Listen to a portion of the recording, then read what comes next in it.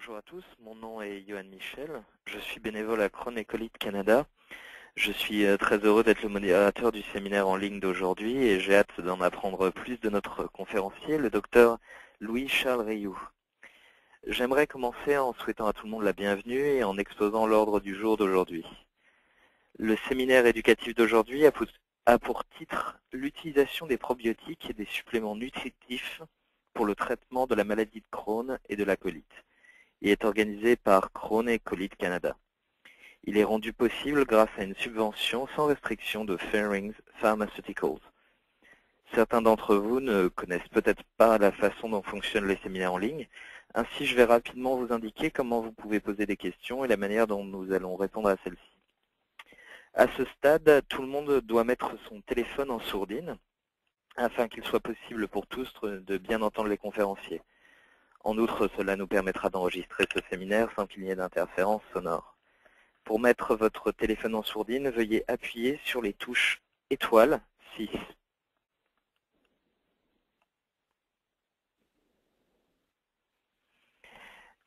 Donc je répète, veuillez mettre en utilisant étoile 6. Donc si vous regardez au centre, du côté gauche de votre écran, vous verrez une case nommée questions. Vous pouvez poser des questions directement au conférencier en écrivant dans cette case. Lorsque vous posez une question, même lorsque le conférencier est en train de parler, je prendrai note de la question et je la soumettrai au conférencier lorsqu'il aura terminé sa présentation. Alors n'hésitez pas à taper vos questions lorsqu'elles vous viennent à l'esprit. Je m'efforcerai de présenter le plus grand nombre de questions possible selon le temps dont nous disposerons à l'issue de la présentation. Si vous avez une question d'ordre technique, vous pouvez également écrire dans cette case et nous vous répondrons directement. Nous sommes prêts à commencer. Comme je l'ai dit plus tôt, mon nom est Johan Michel, je suis bénévole à Crohn et Colites Canada.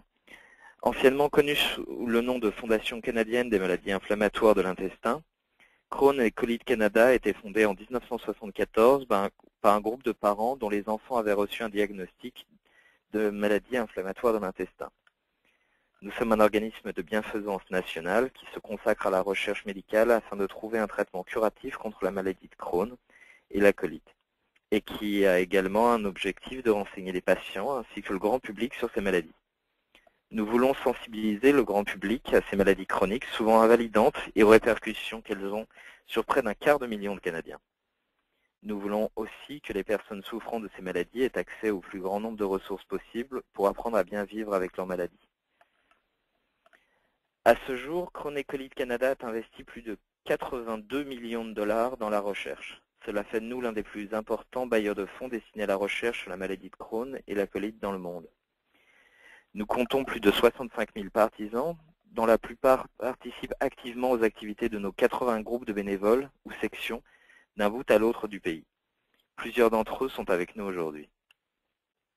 Le séminaire en ligne d'aujourd'hui fait partie du programme éducatif de Crohn et Colites Canada qui regroupe les événements éducatifs en direct, les brochures d'information à l'intention des patients et notre site internet. Notre documentation éducative traite une vaste gamme de problèmes médicaux, sociaux et psychologiques reliés à la maladie de Crohn et à la colite. Nos brochures concernent notamment des questions spécifiques relatives aux enfants souffrant de la maladie de Crohn ou de la colite, des soins à prendre après une stomie, ainsi que la fertilité et de l'intimité. Je vais m'arrêter ici pour l'instant, mais si vous souhaitez avoir davantage d'informations sur Crohn et Colites Canada, visitez notre site web à l'adresse crohnesetcolites.ca. C'est avec grand plaisir que je vous présente notre conférencier d'aujourd'hui, le docteur Louis-Charles Rioux. Ce dernier, membre du service de gastéoentérologie de l'hôpital Maisonneuve-Rosemont, spécialisé principalement dans les maladies inflammatoires de l'intestin, avec un sujet de maîtrise portant sur l'épidémiologie des maladies inflammatoires au Québec. Il est également professeur adjoint de clinique à l'Université de Montréal. Donc, docteur.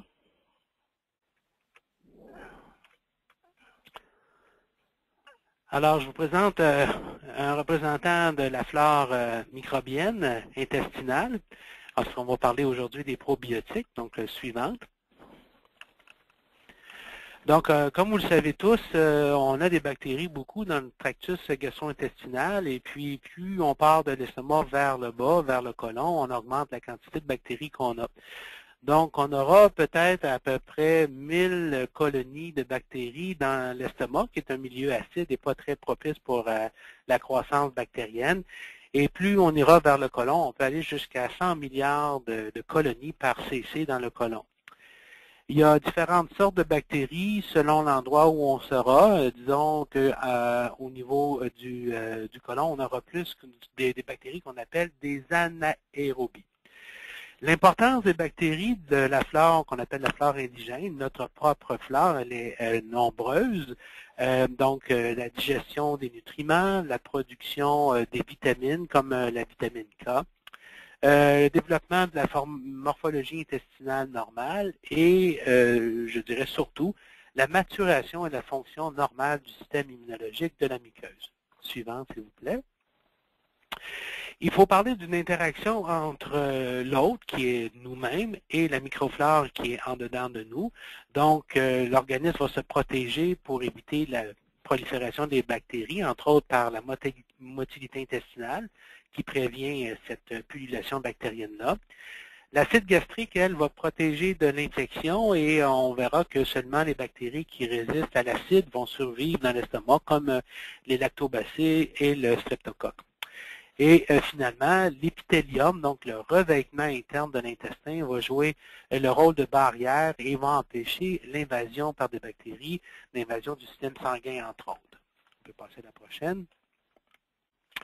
De l'autre côté, les bactéries sont très, comment dire, en accord avec notre organisme et ces bactéries-là, qu'on appelle les bactéries commensales, auront le rôle de compétitionner avec les bactéries pathogènes qui vont empêcher qu'elles s'attachent à la muqueuse. Les bactéries vont également produire des nutriments comme la vitamine K et des acides gras à chaîne courte qui seront vitales pour la survie des cellules de l'intestin. Et les bactéries vont interagir de façon chronique avec le système immunologique muqueux et vont permettre sa maturation. Est-ce que c'est une nouveauté, les probiotiques? On entend depuis quelques années, mais dites-vous que ça fait plusieurs années, plusieurs dizaines d'années qu'on en parle. Et c'est un Russe, Dr. Miknikov, qui au début du 20e siècle a décrit que des quantités importantes de lactobacillus dans la flore intestinale étaient importantes pour la longévité chez l'humain. Il a même été un lauréat pour le prix Nobel à ce moment-là. Le terme probiotique comme tel est utilisé depuis une quarantaine d'années. Il a été la première fois en 1965 par Lily Stillwell. Et il décrivait à ce moment-là que toute substance ou organisme qui contribue à l'équilibre de la flore intestinale microbienne pouvait être défini comme un probiotique. Alors, que sont les probiotiques? Ben, par définition, on pourrait les décrire comme étant des micro-organismes qui, ingérés en quantité suffisante, ont des propriétés bénéfiques pour l'hôte. Et il y en a plusieurs, donc des bacilles qui produisent de l'acide lactique, comme le lactobacillus, le bifidobacterium, les streptocoques, le E. coli Neisseria 1917, le Clostridium butyricum, Streptococcus salivarius et Saccharomyces boulardii. Cette dernière n'est pas vraiment dérivée de bactéries, mais c'est plutôt une levure. La prochaine. Donc, pour qu'il y ait des applications cliniques comme on en fait aujourd'hui, il doit avoir plusieurs caractéristiques. Donc, bon, ces microbactéries-là ou ces probiotiques-là doivent être d'origine humaine. Ils doivent pouvoir résister à l'acide, aux enzymes digestifs et aux sels biliaires. Ils doivent exercer leur action dans l'intestin. Ils doivent pouvoir antagoniser les bactéries qui sont nuisibles, c'est un de leurs rôles. Et bien entendu, doivent être sécuritaires pour les humains. Prochaine diapo. Alors, je vous présente un peu un éventail des microbactéries qu'on peut voir dans les probiotiques. Prochaine diapo. Qu'est-ce qu'on a disponible? Certains d'entre vous ont peut-être utilisé, ou l'ont vu du moins, quelques-uns de ces exemples-là. Donc, on a le VSL3 qui est une combinaison de 2 ou de 3 bifidobactériums et de 4 lactobacillus, en plus d'un certain genre de streptococcus qu'on appelle le Streptococcus thermophilus.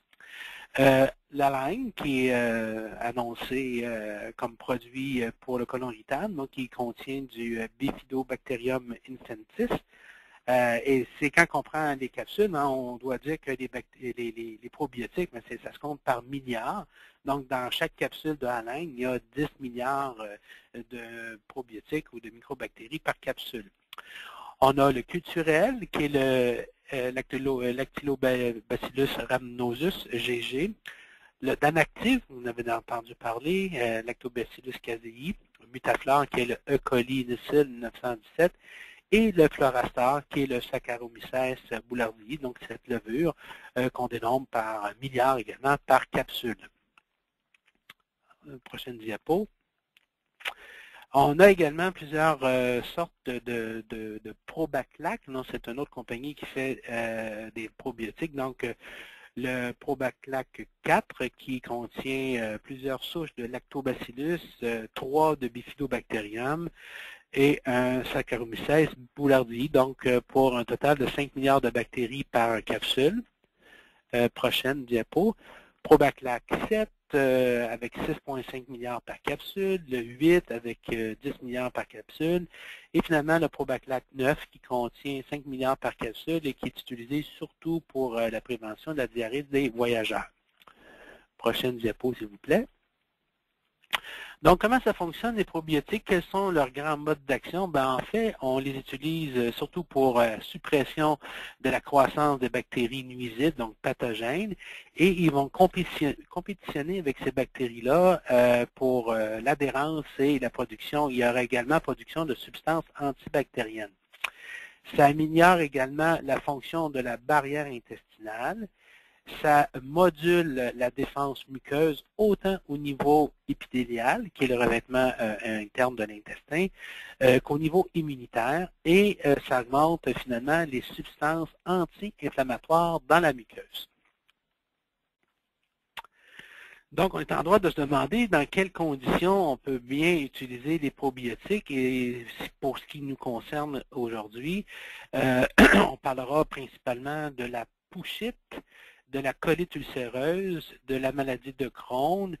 Mais dites-vous aussi qu'on peut avoir d'autres indications comme la colite qui est associée à la diverticulite, l'entérite secondaire à la radiothérapie, la diarrhée associée aux antibiotiques, diarrhée infectieuse, le gastro-entérite, la colite collagène, la maladie cœliaque, autre diapo, et même le côlon irritable, jusqu'à l'encéphalopathie hépatique. Donc, vous voyez qu'il y a eu plusieurs tentatives ou plusieurs indications de probiotiques. Prochaine diapo. Revenons à la maladie inflammatoire. Quelles sont les preuves indirectes qui pourraient être mises de l'avant pour expliquer le rôle des probiotiques? Donc, on peut traiter la maladie de Crohn, premièrement, avec les antibiotiques, que ce soit la maladie périanale ou la maladie iléocolique non compliquée. Ce sont des situations qui peuvent répondre à des antibiotiques. La pouchite, qui est la fameuse inflammation du réservoir chez des gens qui ont été opérés pour la colite ulcéreuse, peut s'infecter et se traite avec des antibiotiques. Certaines bactéries de la flore peuvent induire une rechute post-opératoire. Et au niveau plus scientifique, on pourrait en retenir qu'il semble vraiment y avoir une perte de la tolérance immunologique à la flore entérique dans les maladies inflammatoires d'intestin. Prochaine diapo. On va parler de la pouchite pour vous faire premièrement un petit survol de ce que c'est l'anatomie normale, hein, quand on a le côlon en place. Et vous voyez que dans les chirurgies où on enlève le côlon au complet, on part vraiment du début du côlon. Vous voyez la première flèche à votre gauche sur l'écran, jusqu'à la coiffe rectale, on enlève tout le côlon à ce moment-là, et pour préserver la continence du patient ou de la patiente, ce qu'on fait, c'est qu'avec le petit intestin, on fait un réservoir qu'on appelle un réservoir iléal, et on peut le faire, entre autres, le plus souvent en J. Et à ce moment-là, ce qu'on fait, c'est une anastomose, donc on vient reconnecter le réservoir au niveau de la ligne anale, et on a vraiment, à ce moment-là, le réservoir iléo-anal qui prend le rôle de la capacitance, si vous voulez, du côlon. Prochaine diapo. Malheureusement, il peut y avoir assez fréquemment une inflammation de ce réservoir-là, même quand toute la colite a été enlevée. Et cette inflammation-là touche à peu près un patient sur 5 des patients qui ont été opérés donc après 1 an. Et après 5 ans, près de la moitié des patients aura souffert de cette pouchite-là. Cette pouchite-là peut être aiguë, ne plus revenir, mais le plus souvent, elle est chronique et tend à se répéter. Et la base de tout ça semble être une prolifération bactérienne à l'intérieur de ce réservoir-là et une dysbiose. Une dysbiose, en fait, c'est un déséquilibre entre les différentes populations bactériennes qui peuplent cette région anatomique. Donc, on sait qu'il y a un rôle des bactéries à ce niveau-là parce que ces pouchites-là, ils répondent aux antibiotiques. Quand les gens ont des douleurs, ont des diarrhées, tout ça, on leur donne des antibiotiques comme la cipro et ou le flagelle, et les gens peuvent à ce moment-là retourner à un statut plus normal. Donc, ce qu'on a étudié comme probiotique dans ce cas-là, c'est le VSL3. C'est vraiment lui qui a été retenu comme plus efficace. Donc, VSL3 peut être utilisé en prévention de la rechute après un traitement de la pouchite. Prochaine diapo. Alors, il y a une étude qui a prouvé qu'après avoir traité une pouchite avec des antibiotiques, on avait une rechute dans seulement 15% des patients qui recevaient du VSL3 versus 100% après 9 mois après l'épisode de traitement aigu.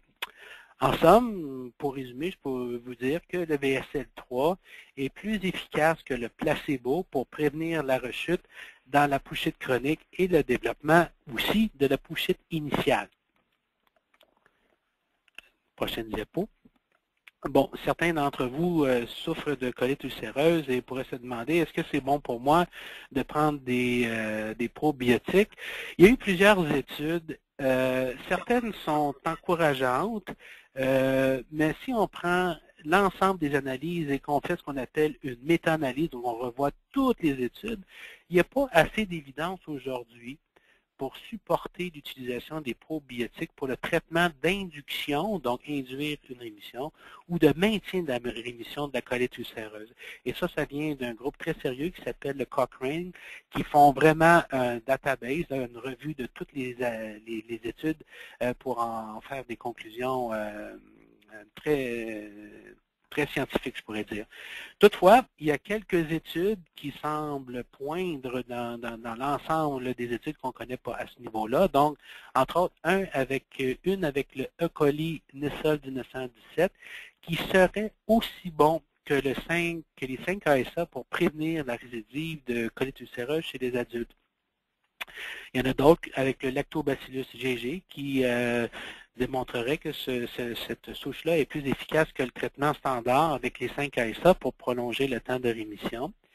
Et le VSL3, on revient encore avec le VSL3, plus les 5 ASA serait plus efficace que le 5 ASA seul dans la colite ulcéreuse légère à modérée. Prochaine diapo. Donc, malgré le fait que je vous ai dit qu'il n'y a pas vraiment d'indication formelle de traiter les gens avec des probiotiques, il y a quelques études et des évidences qui commencent à émerger de tout ça. Donc, une qui est avec le VSL3 plutôt, qui pourrait induire une rémission et réduire l'activité de la colite ulcéreuse légère à modérée. Et il y a une étude assez jeune, là, qui date d'à peu près 4-5 ans, qui a démontré que sur 77 patients, le VSL3 était plus efficace que le placebo pour améliorer le UCDAI, qui est le Ulcerative Colitis Disease Activity Index, donc l'activité l'index d'activité clinique, je pourrais dire, de la maladie. Donc, pour l'améliorer de 50%, donc ça, c'était 33 versus 10%, et que le VCL3 était plus efficace également pour induire la rémission à 12 semaines, donc 43 versus 16%. Donc, on commence à voir ces évidences-là. J'espère que le futur pourra nous donner d'aussi bonnes nouvelles que ça. Mais disons qu'aujourd'hui, 21 mai 2014, je ne pourrais pas vous dire, oui, on peut traiter la colite ulcéreuse et qu'on maintenait la rémission avec les probiotiques. Prochaine diapo.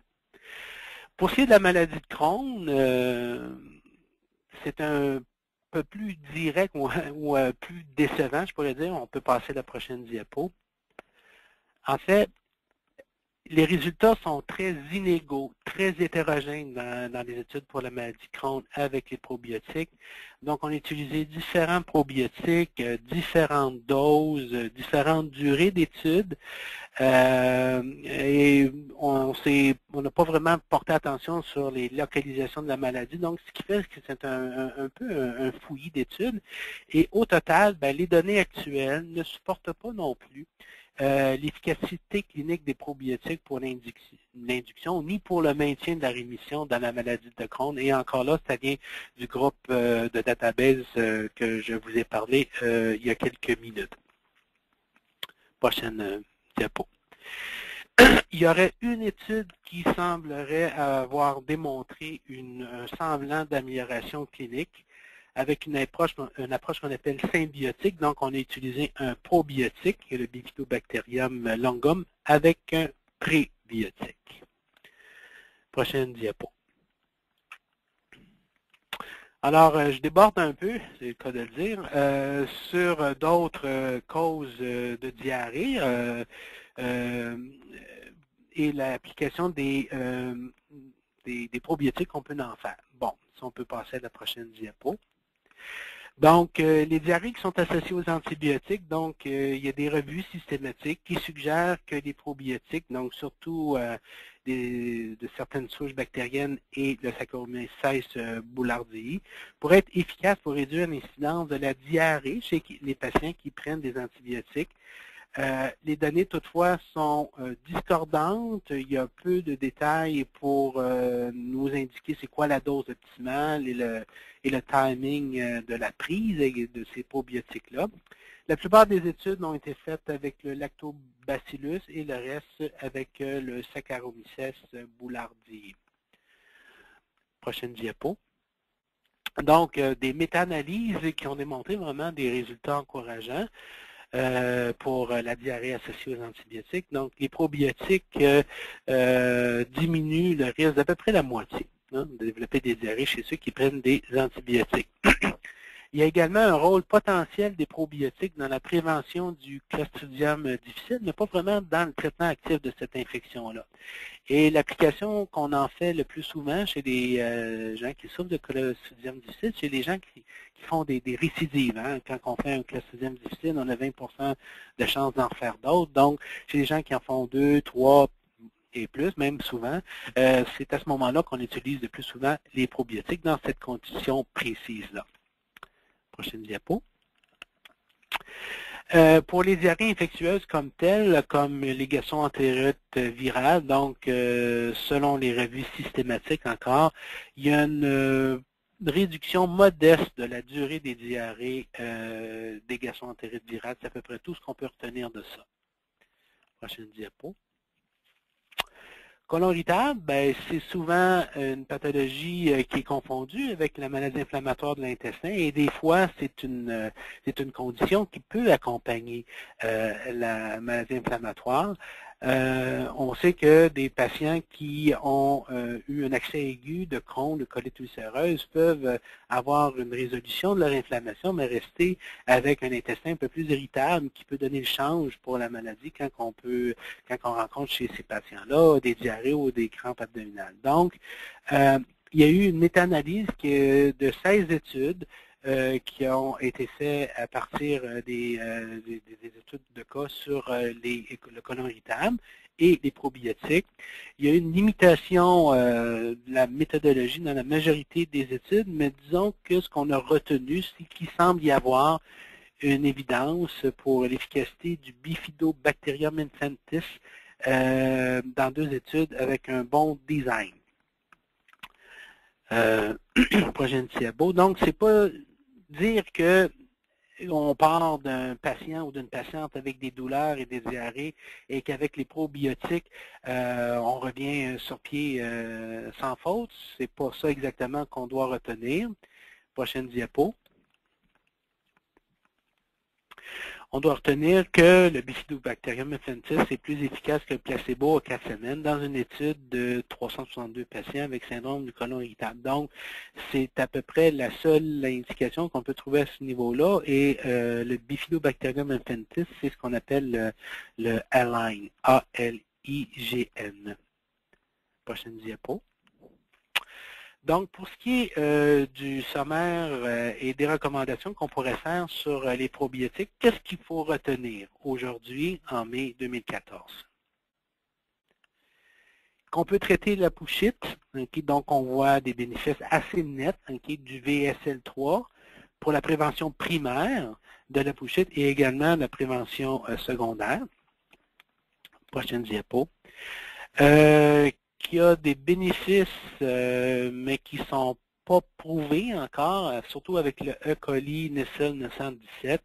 Donc, ce germe-là promet pour le maintien de la rémission et pourrait être considéré éventuellement chez les patients intolérants au 5-ASA, mais c'est comme je vous dis, ça c'est des évidences émergentes.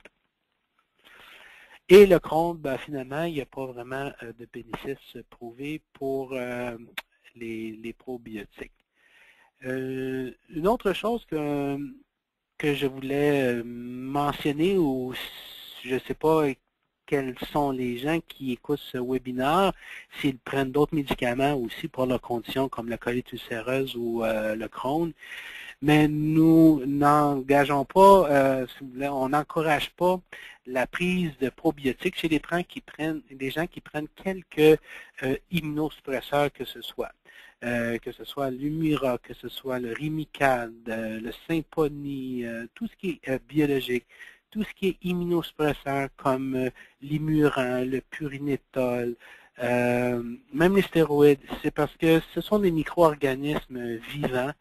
Il y a eu quelques cas chez des patients qui étaient immunosupprimés de cas en fait de fungémie, donc d'infection fungique au niveau du sang ou de septicémie, parce que les bactéries, se voyait le champ libre pour entrer au niveau du sang.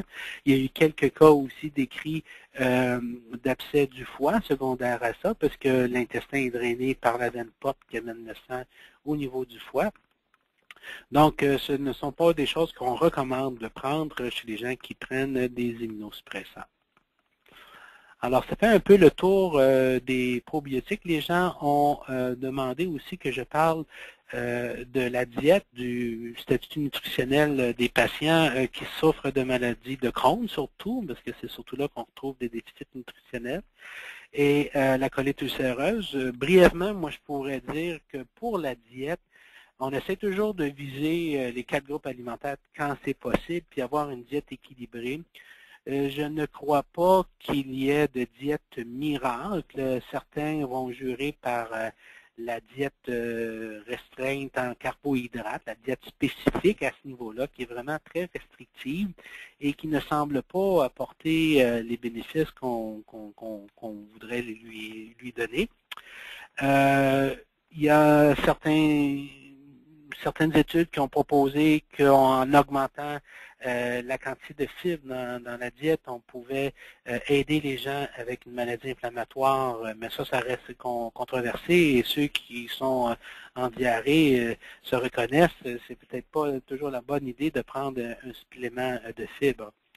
Pour ce qui est des acides de l'oméga 3, en fait, les données existantes ne supportent pas vraiment l'utilisation des huiles de poisson pour la maintenance, de la rémission pour la colite ulcéreuse ou la maladie de Crohn. Les antioxydants, bon, en fait, les données qui regardent l'utilisation des antioxydants ne sont pas vraiment substantielles de façon importante pour faire des recommandations quelles qu'elles soient.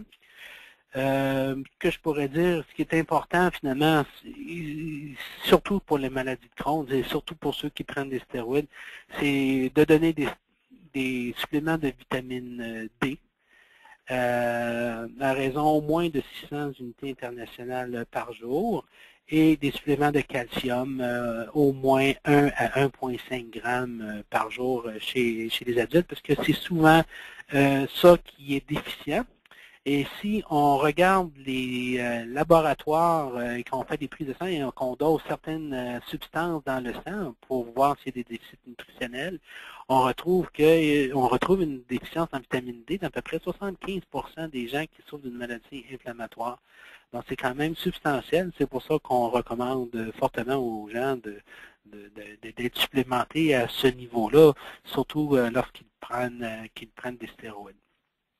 Alors, je ne sais pas si les gens ont gardé un résumé en fait de ce que j'ai dit, des grandes lignes. Je m'excuse à ceux d'entre vous qui ont entendu un petit peu sur la ligne avant que m'entendre parler. J'ai eu un petit problème technique, mais j'espère que vous avez apprécié ce que vous avez entendu. S'il y a des questions, je pense qu'on peut passer par Johan et ça me fera plaisir de commenter là-dessus.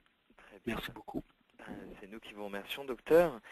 Donc, alors nous avons plusieurs questions, mais avant de passer donc aux questions, je désire rappeler à tous les manières dont vous pouvez faire montre de votre soutien à l'égard de la Journée mondiale des maladies infectieuses de l'intestin.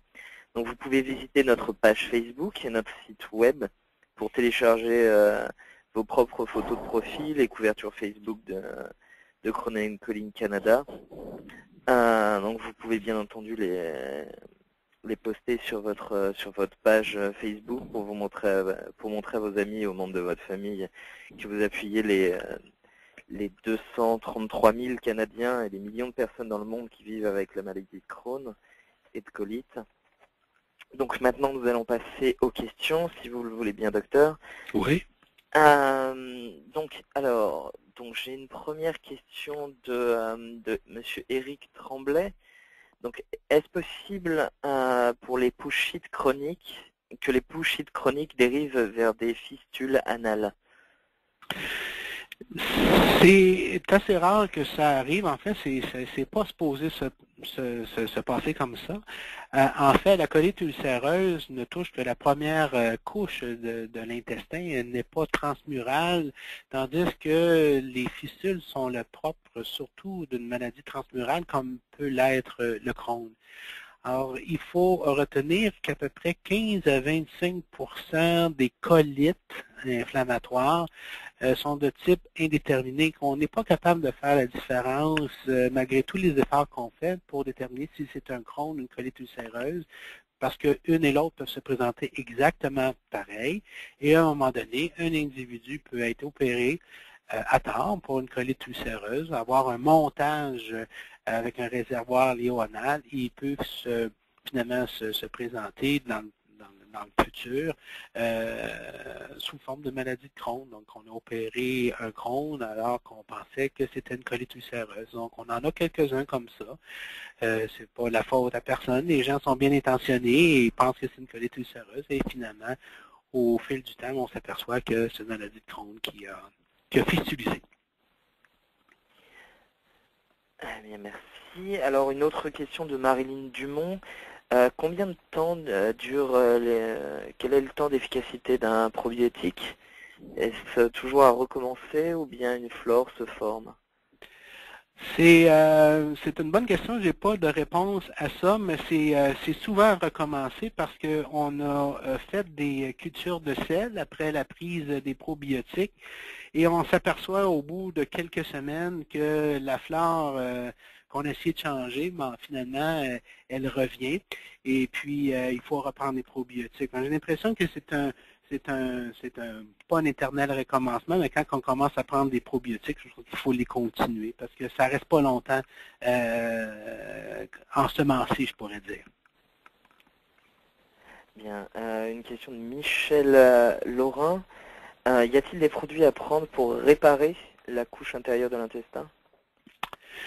Pour réparer la couche, non, il n'y a pas vraiment de produits qui peuvent restaurer la muqueuse. La muqueuse va être restaurée quand on réussit à couper le cycle inflammatoire, quand on réussit à calmer le jeu des médiateurs de l'inflammation, à calmer le jeu des lymphocytes qui s'excitent et qui produisent des produits toxiques, à ce moment-là, tout s'arrête et puis il y a une accalmie et la muqueuse va se régénérer. C'est de cette façon-là qu'on est capable d'avoir avec les différents médicaments qu'on peut utiliser, donc ce qu'on appelle la guérison muqueuse. C'est de cette façon-là, en calmant l'inflammation. Très bien, merci. Donc, j'ai une autre question d'un autre type. Donc, c'est de Guillaume Landry. Est-ce que c'est vrai que 80% de notre système immunitaire se trouve dans nos intestins? Oui, c'est vrai. C'est l'organe le plus riche en cellules immunologiques. Hein. Finalement, c'est notre grande barrière entre l'extérieur et l'intérieur. Et c'est à peu près 70-80% du système immunitaire là, qui est toutes les cellules lymphoïdes qui jalonnent de l'œsophage jusqu'à l'anus. Il y en a beaucoup au niveau de l'iléon, de l'iléon terminal, avec les plaques de Peyer qu'on appelle. Donc oui, c'est vrai, c'est le cheptel de lymphoïde immunologique qui est au niveau intestinal surtout. D'accord, une question de Lucien maintenant. Y a-t-il des produits naturels en remplacement de l'azacol et du salofalque? Des produits naturels, non, je n'en connais pas. Ce sont des produits qui sont à base, le salofalque et l'azacol, qui sont à base de 5-ASA. Donc, ce sont une structure anti-inflammatoire qui est un dérivé de l'acide salicylique, donc dérivé de l'aspirine. Ce sont des produits qui sont faits en laboratoire et il n'y a pas de produit naturel qui ressemble à cette structure moléculaire-là. Très bien. Donc, une autre question de Cosette Nassar, cette fois. Est-ce que vous recommandez la prise de probiotiques en cas de rechute de colite traitée seulement par 5-ASA? Comme j'ai dit dans ce que je viens de présenter, ça pourrait être essayé si les gens sont intolérants au 5-ASA ou s'ils veulent essayer autre chose. On pourrait toujours essayer un probiotique, mais vraiment dans un cas de colite légère à modérée. Puis quand on parle de colite légère, il ne faut pas que ça soit vraiment plus que 4 à 5 ou 6 selles par jour. Là. Ça peut être essayé, oui. Comme je vous dis, on commence à avoir des données émergentes là-dessus.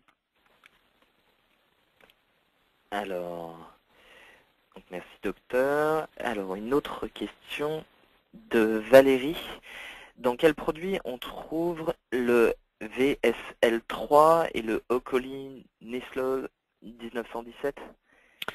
Bah, écoutez, je pense pas que ce soit des choses qui soient disponibles ici au Québec. En tout cas, le Mutaflore, j'ai cherché, je ne l'ai pas vu ici. Donc, le Ocolinecine, je ne sais pas où on le retrouve.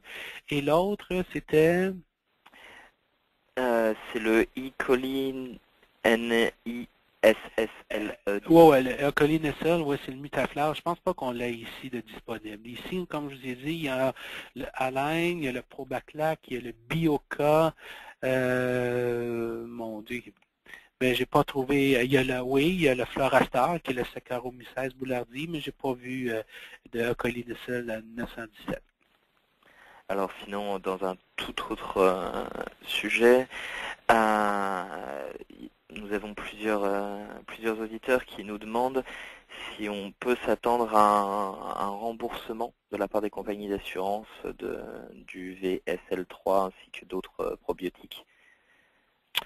C'est une très bonne question. Je ne connais pas la réponse parce que, comme je vous ai dit, la prescription qu'on en fait, elle est quand même assez éparse. mais j'imagine que si le médecin qui vous traite pour une pouchite et que vous prenez du VSL3, je pense qu'il serait fort possible de mettre ça sur un médicament d'exception et de proposer ça à la compagnie d'assurance, parce que c'est effectivement, du moins pour la pouchite, un médicament très efficace. Très bien. Une question de Dominique qui demande une petite précision. Elle demande si ce serait possible de développer la différence entre probiotiques et prébiotiques. Prébiotiques, je pense que ce sont des aliments qui, là je ne pourrais pas vous donner les détails, mais qui permettent aux probiotiques de se développer. Mais ça, les prébiotiques, je pense que c'est plutôt alimentaire. Je ne pourrais pas vous en donner les détails, là, mais c'est la définition de prébiotiques. Probiotiques, on en a parlé. Et quand on parle de symbiotiques, c'est quand on a un prébiotique et un probiotique. Eh bien, merci docteur. Une carence en vitamine D et en calcium pour la maladie de Crohn peut entraîner des symptômes, et si oui, lesquels? En fait, c'est surtout au niveau de l'os qu'il faut regarder le déficit parce que quand on a un déficit de un et ou l'autre, on peut développer une ostéopénie, donc qui est une raréfaction de la couche du calcium sur l'os, et éventuellement une ostéoporose. Alors, c'est pour ça que les patients qui sont suivis pour une maladie inflammatoire, surtout la maladie de Crohn, devraient avoir de façon relativement régulière, ce qu'on appelle une ostéodensitométrie pour qu'on puisse voir l'évolution, voir l'état des os premièrement et voir l'évolution si jamais il y a une ostéoporose ou une ostéopénie. Merci docteur. Un de nos auditeurs déclare que sa prise de méthotrexate lui donne des diarrhées pendant la journée de prise. Il est atteint de la maladie de Crohn. Est-ce que les probiotiques peuvent l'aider? Et sinon, y aurait-il un autre moyen de faire passer cet effet secondaire? Moi, j'essaierais plutôt l'acide folique. Je ne sais pas si l'individu en question prend de l'acide folique. Ça peut aider pour les diarrhées. Et comme j'ai mentionné à la fin, je désapprouve l'utilisation de probiotiques chez un individu qui est immunosupprimé. Le méthotrexate en est un, entre autres, et un immunosuppresseur. Donc ça, je n'encourage pas la prise de probiotiques pour pas provoquer ou encourager la dissémination de ces organismes vivants au niveau du sang. Bien, et donc une dernière question de Raphaël. Pouvez-vous rappeler les doses à prendre chaque jour pour le supplément vitamine D et calcium? Pour le calcium, règle générale, ça se situe entre 1 g et 1,5 g par jour. Et pour la vitamine D, c'est au moins 400 ou sinon 600 unités internationales par jour. Ça, c'est un minimum. 600 unités internationales par jour. Très bien. Bah, écoutez, docteur, si peut-être vous avez quelque chose d'autre à rajouter? Moi, je tenais à m'excuser parce que j'étais là à 7h moins quart à essayer de faire entrer les PIN et les numéros de téléphone pour vous rejoindre. Alors, j'en suis désolé. J'espère que les gens ont aussi apprécié quand même la présentation. Oui, je vous remercie, docteur. Je tiens à m'excuser au nom de Crohn et Colite Canada pour ce dérangement. J'espère que tout le monde aura été intéressé par notre séminaire. Donc voici ce qui conclut le séminaire en ligne d'aujourd'hui. J'aimerais à tous vous remercier, et particulièrement aujourd'hui, après ces problèmes techniques, pour votre présence aujourd'hui et vos questions. Je tenais à vous remercier également, tout spécialement, docteur, d'avoir pris du temps sur votre horaire plus que chargé pour partager votre expérience et votre expertise avec nous. Et également remercier Ferring Pharmaceuticals pour avoir rendu possible ce séminaire en ligne. Donc je rappelle qu'un enregistrement de ce séminaire pourra être téléchargé sur notre site web, donc à l'adresse crohnecolite.ca/webinaire. donc W-E-B-I-N-A-I-R-E-S. Je vous invite également à nous joindre le 8 juin pour la randonnée Gutsy en marche de Crohn et Colite Canada. Donc, des milliers de Canadiens dans près de 70 communautés du pays marcheront ensemble pour recueillir des fonds afin de trouver enfin un traitement curatif contre la maladie de Crohn et la colite. Donc, je vous invite à visiter le site gutsyonmarche.ca pour participer et également nous aider à récolter des fonds. Et puis, si vous avez envie de devenir bénévole, bien entendu.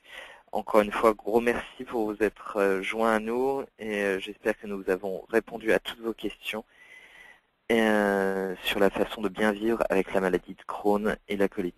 Je vous rappelle que cet événement était enregistré, que vous pouvez le retrouver sur crohnecolite.ca/webinaire. Voilà, je vous remercie, docteur. Merci beaucoup. Merci à tous. Bonne journée. Au revoir.